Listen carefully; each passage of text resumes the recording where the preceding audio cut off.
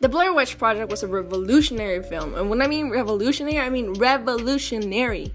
Not necessarily because it was like really good, right? I'm not saying it was bad either, because I like the movie, well, at least the parts that I've seen of it. It was mostly revolutionary for the impact of this movie back in the summer of 1999. The way the movie presented itself was as of a real investigation that was made into a project about these 3 film students that had gone missing back in 1994 while shooting a documentary. And as far as I'm aware, this was a first for many people. And that only helped build the hype for the recovered footage of the students that will be shown in theaters. You know, obviously back then it wasn't as easy to tell when things were fake as it is now. You know, everything that you can see online, you can tell when something's fake or when it's not. But back in the 90s, well, late 90s, where, you know, the internet wasn't as relevant as it is now, it wasn't so easy to tell, and it made it seem like this movie was real, like it actually happened. And, you know, they took advantage of that. A lot of people had no idea that what they were watching on the big screen was just a fictional horror movie that was in the style of found footage. So, you know, so many people believe that Heather, Mike, and Josh had actually died and their family members would actually receive gifts because people thought that their child or their family members were dead. If you head onto the website of the official Blair Witch movie, you see all these things they had implemented and make this movie seem real, you know? Right now, you look at it and like, oh, wow, this is a bunch of bullshit. But, you know, they had Heather's notes. They had a bunch of, like, voice clips. Good evening. You know, they had voice clips where they would be in the style, you know, with really shitty audio. And it would seem like the characters were just talking about random things. You know, all of that gave this movie the feeling of reality. You know, so you really can't blame the people from 1999 for thinking that the Blair Witch was a real event. Even though I haven't finished the movie and I've only seen it in like very parts, like spread out, I have nowhere to watch it, nowhere to afford it, so, you know, get off my ass, okay? I still became very interested in the film and the impact it had on the world at the time. Or, well, you know, mostly the US, but still, in general. You know, my parents, they watched the film when it came out, even though they didn't have the exact same experience, right? They watched it in Mexico, so, you know, they didn't have the same experience of when it was coming out, or they didn't have any knowledge of what was actually happening. They still told me that the movie was something different than what they had seen before. My mom really didn't really like it. She's not really a horror movie fangoer like me and my dad. But, you know, she still watched it as a date. So, you know, the movie became really interesting to me, and I love learning about it. And, you know, I wanted more of this feeling that the Blair Witch gave me, and oh boy. When attempting to make this movie into a franchise, it was an absolute dumpster fire, you know. The 2000 sequel to the movie was a flop, and the 2016 movie was also a flop. Not only because they didn't have Myrick or Sanchez, who were the directors of the original film, but the movies could not even get close to the sense of terror and the feeling of mystery of the first one. Now being 2 decades old, no film associated with this movie or the genre, except for maybe Paranormal Activity, has been able to recapture the feeling of the feeling, not feeling. And its game definitely did not help. This is The Blair Witch Project, a broken disappointment.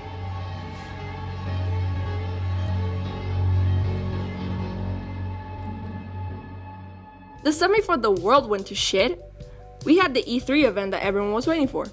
I specifically remember this date very clearly because I was packing and getting ready to leave the home I know for the second half of my life. And while I was packing, I had the E3 event playing in the background, you know, looking at the games that were going to be released because I like that. And it was good background noise. So that day specifically was the Xbox press conference, and it was lovely. Though I didn't care much for the games coming out, Ori and the Will of the Wisp, I kind of want to get interested in that, but I didn't really care that much. Minecraft Dungeons, didn't care. Gears 5, it had Billie Eilish. That was the only thing that I even consider about the game. Borderlands 3, you know, they weren't bad games. I just, you know, wasn't excited for them. Then comes a cloud of smoke, and the best boy, Keanu, comes to the screen. You're breathtaking. You're all breathtaking. This man is a ray of sunshine and should never be harmed under any circumstances. I love him, he's the best. But aside from that in Cyberpunk, another game came out on the screen. The trailer played and we see someone running away from a creature that's swimming in the trees, alone, afraid. But this time, someone's in the corner. As we approach it with the camera, we are attacked and we only see the camera as it goes into the scene with us being watched. Goes into the camera, starts zooming out, and going above us. Only for us as the player and the watcher realize the hell our character got himself into. The Blair Witch Forest and her never-ending nightmare. That trailer was all I needed for my pants to go flying out of my room and into the pool. I was so excited to play this game and the possibilities of what it could be like. Being specifically a really huge fan of horror games and of the Blair Witch, I could not wait to play this game. Or, in this case, watch it because I couldn't afford it. Then came November, and the game had been put in the Xbox Game Pass. I downloaded that shit so quickly. I remember the excitement and the warm feeling of playing a horror game late at night that would bring me a bit of stress, but also make me feel really good. Days I would remember and enjoy. Sorry. I finally played it, and fucking hell, it was bad. Okay, get in. Are you crazy? I'm not getting in that. I tried to give it a chance because it was a horror game, and again, I love horror games. So at first I didn't see the problems because I was so invested in what I wanted to happen rather than what actually did happen. The game was developed by the same people that made Layers of Fear, and I thought that game was pretty good. It was really creepy and it was also very interesting. But how did they go down like this? Obviously spoiler territory, but to be honest, it doesn't matter because this game is honestly not that worth playing unless you're a real huge horror nerd like me and just want an odd experience. So there's your warning. 3, 2, 1, spooky.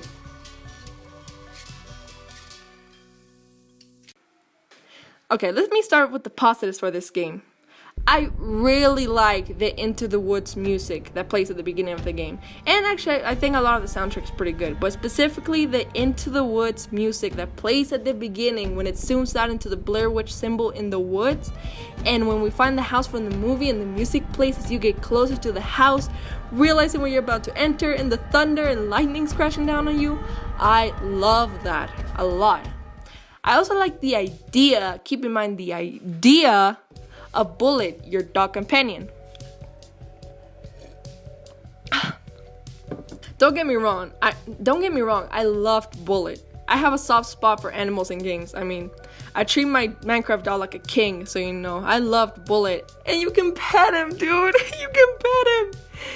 It's easily the best part of the game and the best aspect of the game in general. At the beginning of the game, they tell you how to use Bullet, and I thought, that would be a very interesting mechanic. Well, that is a very interesting mechanic, I thought at the time. I even got to the point where I kind of got worried that I was gonna fuck it up or something, because it seemed really complex for me a little bit, like, oh, I gotta keep track of my dog, and I gotta treat it a certain way, It tells you that you have to pay attention to his barking and the body language so he can alert you of any danger. And you also have to be aware of how you treat him because it will affect how he behaves later on, whether petting him or reprimanding him like you do with most dogs. But if you do certain gestures. But if you do certain gesture.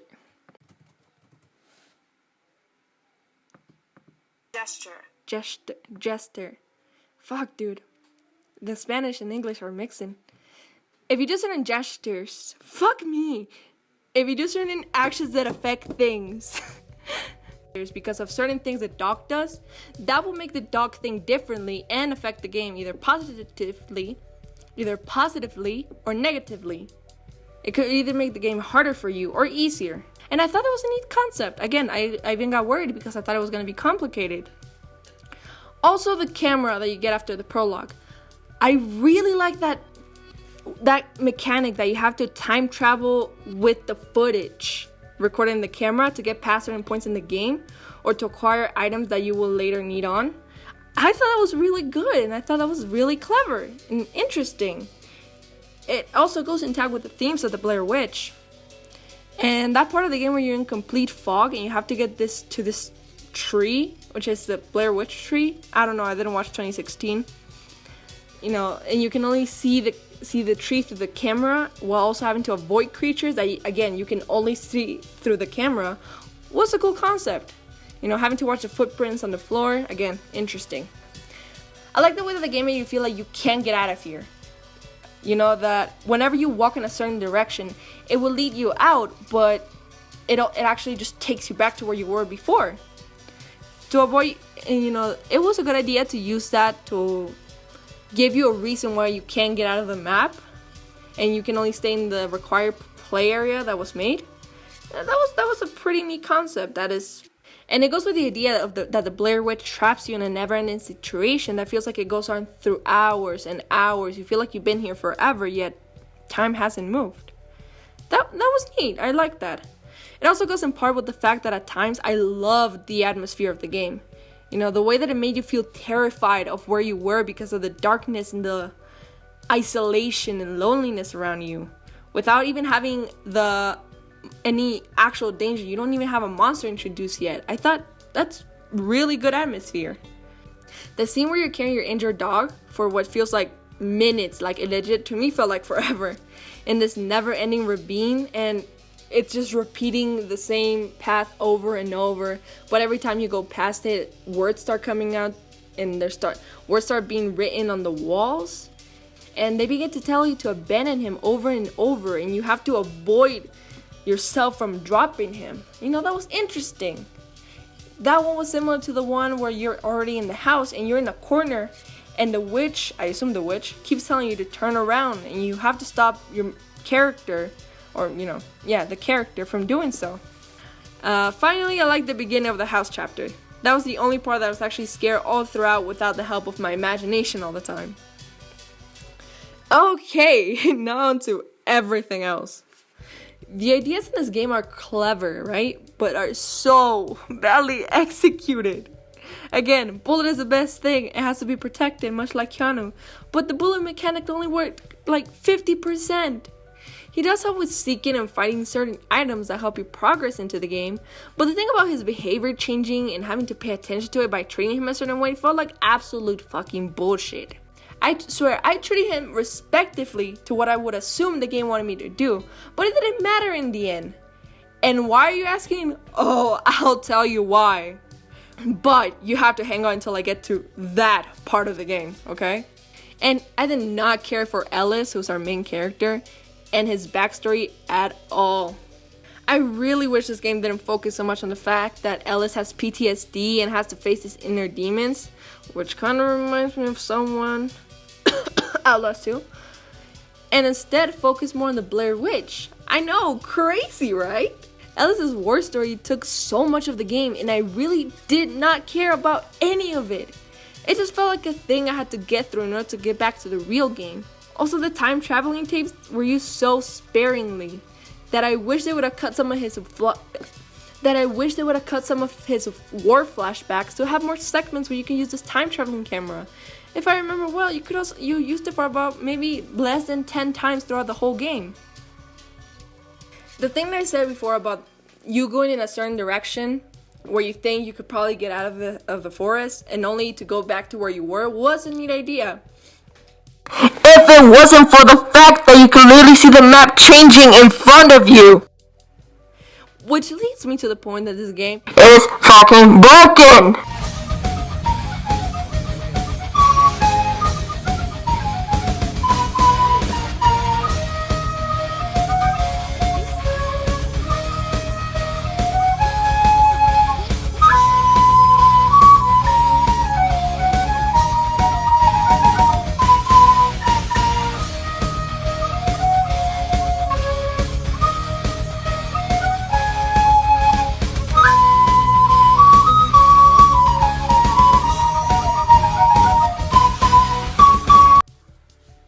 For being shown at E3, you'd expect a mediocre functioning game.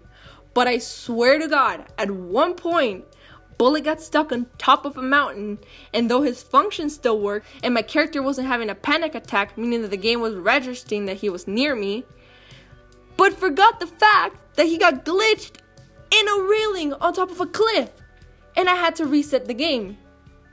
And I haven't even gotten to the scare factor of this game. I've never in my life been so confused trying to fight a horror game monster. The way you have to fight the witch's minions, which I think they're the minions. I originally thought that was the witch, but I think it's actually their minions. I don't know. The game never explains it, but they're not the witch.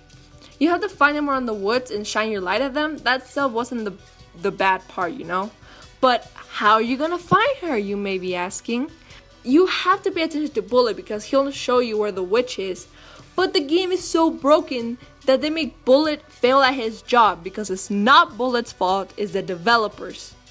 And he sometimes decides to just point you in the wrong direction. And I had to find them all on my own, which itself wasn't hard, but still, it was broken. There were parts where I could not even find the witch and she would just attack me sometimes. And, you know, I died a lot. A lot of times.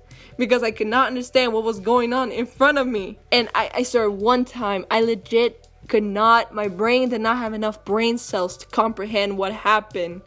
It hurt my head trying to think of what just happened. Bright resource coming from the middle, and I had to go check it out. I had to see what it was. And little did I know, it was a tiny piece of my brain cell. During one of these encounters, everything was going insane. I could not see the creatures. Everything felt so sickly blurry. Bullet wasn't even trying to help. He decided it would be better to just chill like my dog on my desk. And it was like the creatures decided to just not take damage, and I died. Which brings me to the fact that during these fights, I was not scared for a second. Sure, it was creepy and a bit scary at first, but after the first encounter, my heartbeat didn't even increase. It probably just went like a little and just went back to the normal. I was not scared. I was more terrified of accidentally scolding Bullet than I was of these creatures. Speaking of the creatures, the leaf enemies, what the fuck are those things? And he probably did that, you know, just from fucking PTSD. This leaf, I got beat up by a leaf again. I swear, I saw the same concept in Little Nightmares, and it made so much more sense and was a lot scarier in this tiny, not first-person horror game. Puzzle game too, never mind. That leads me to the fact that I was born during most of the game. Like, legit bored. I kept playing because the boredom was masked by my overthinking and my imagination. So it was more that I was entertained by the fear and ideas that my own mind was thinking that could happen in the game than what actually happened. That's why I thought the atmosphere was so good, but the game itself felt boring.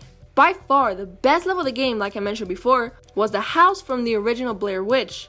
At the beginning, it's genuinely scary with a good jump scare of Carver, which, oh yeah, I forgot to mention Carver. Okay, so Carver is one of the main antagonists that is sort of this right-hand man to the witch. He was alright. He, again, he kind of reminds me of the guy from Outlast Whistleblower. I forgot his name right now, but he kind of reminds me of that guy who is a cannibal. I loved him better than Carver, I can say that for sure, but yeah, he reminds me of him. His jump scares were the scariest in the game, but again, I'll get to that part of the game. Where was I? Oh yeah, the house. It was scary at first, but by this point in the game, you lost Bullet, and you have to be alone for a big chunk of the game. And that's the problem. Though the house level is the best one, they dragged this level out so much. I swear, it felt like the final third of the game took place in this house. And I mean like a third of the game took place in this house. That's what it felt like. I swear, I was there for at least 3 hours, considering I played this game 1 hour a day. Maybe 2 sometimes. It was so dragged out that it could compete with the jokes in Ghostbuster 2016. Nobody's in the back, right? I don't think so. I don't really know. You didn't check? I mean, I was in a hurry. I checked to see if we had gas. That was technicality,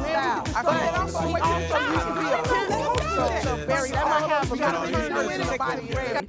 Which, look at that, a pattern of 2016 having really shitty movies, either adaptations or remakes. Kind of a pattern I see there, but we don't. It doesn't matter. That doesn't matter right now.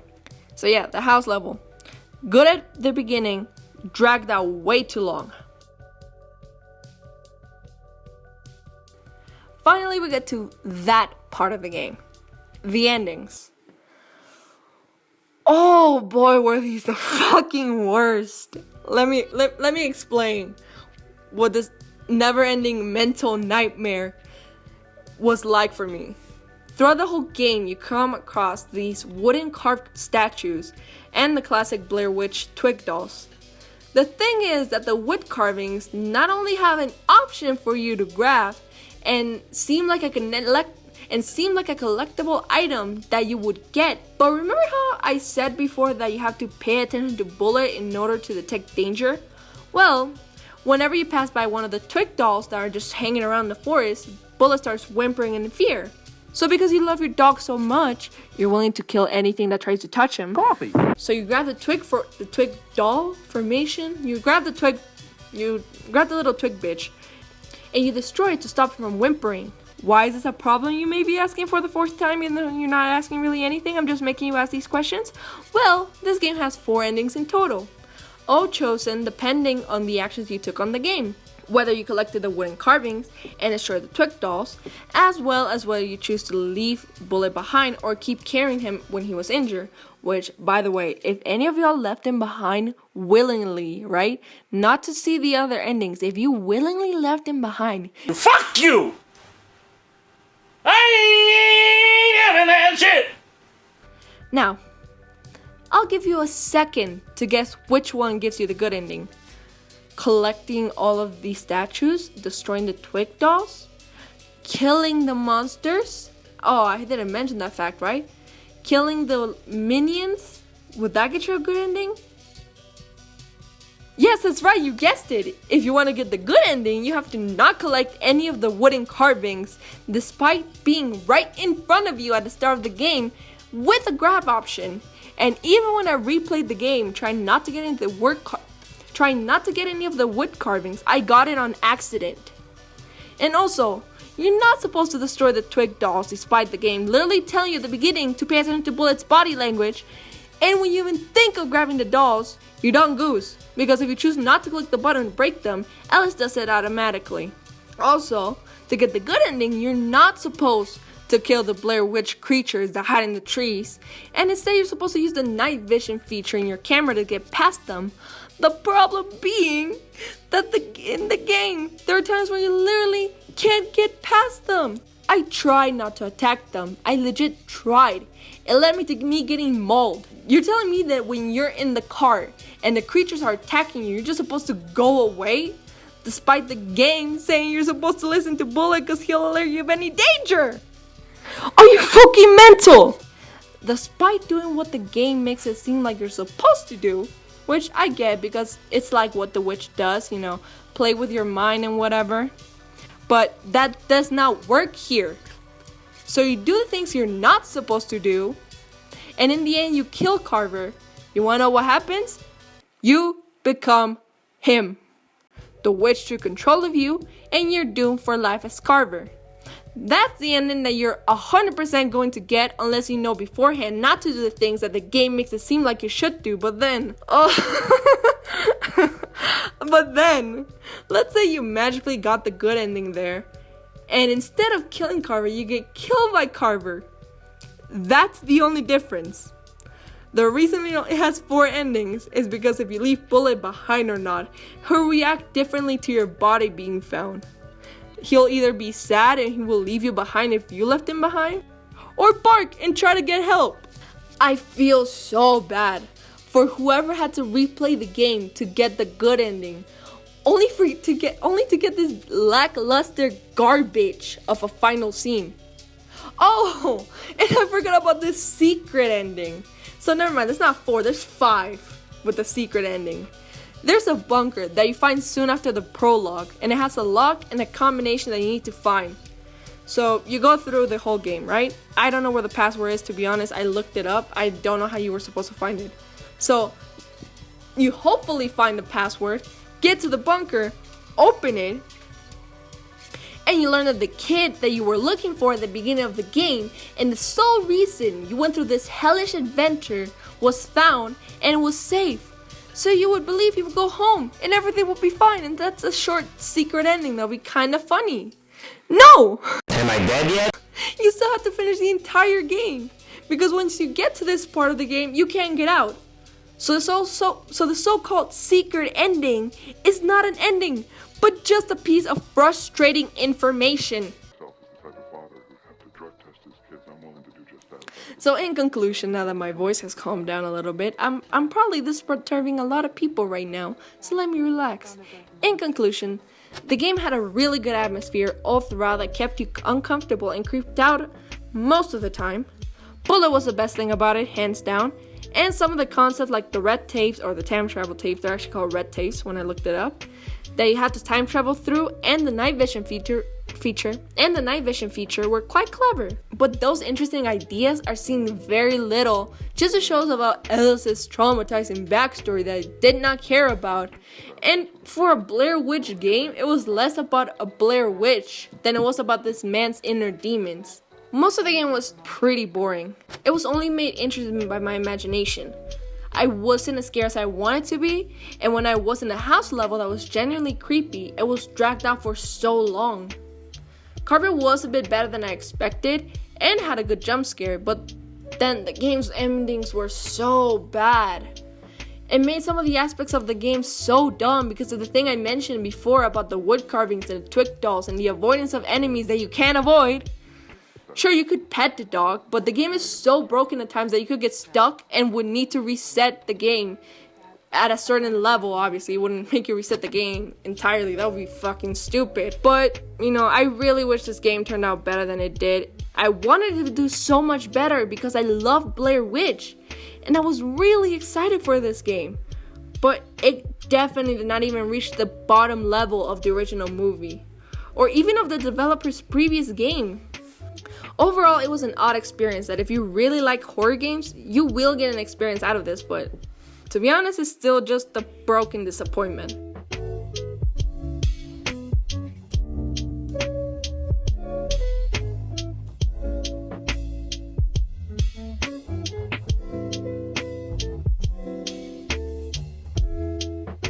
You're not going out.